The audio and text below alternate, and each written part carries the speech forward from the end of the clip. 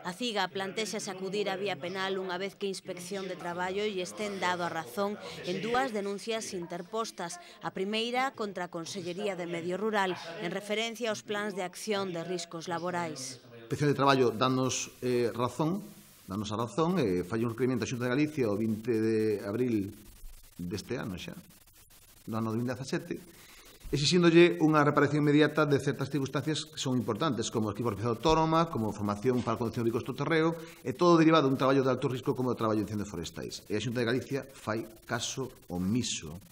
A segunda denuncia céntrase no Parque Natural do Invernadoiro e ten que ver tamén cos riscos laborais. Inspección acaba de enviar un requerimento á Consellería de Medio Ambiente. O requerimento de inspección vai pola liña da nosa denuncia, é demoledor en contra coa Consellería de Medio Ambiente, xa que marca as seguintes cuestións de actuación que ten que realizar agora a Consellería de Medio Ambiente. 4 meses pasaron.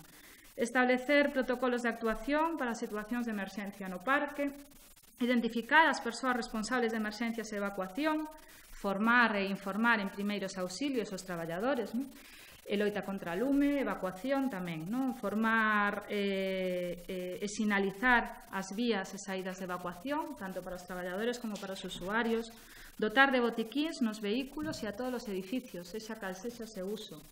Outra desas medidas é a de dotar de comunicación a todo o centro de traballo.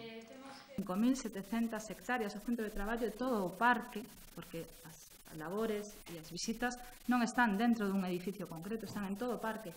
E non hai comunicación nin por emisora, porque non as hai despois do apagón analóxico do día 1 de xaneiro de 2017, que deixa de funcionar as emisoras que hasta ese momento tiña a Consellería.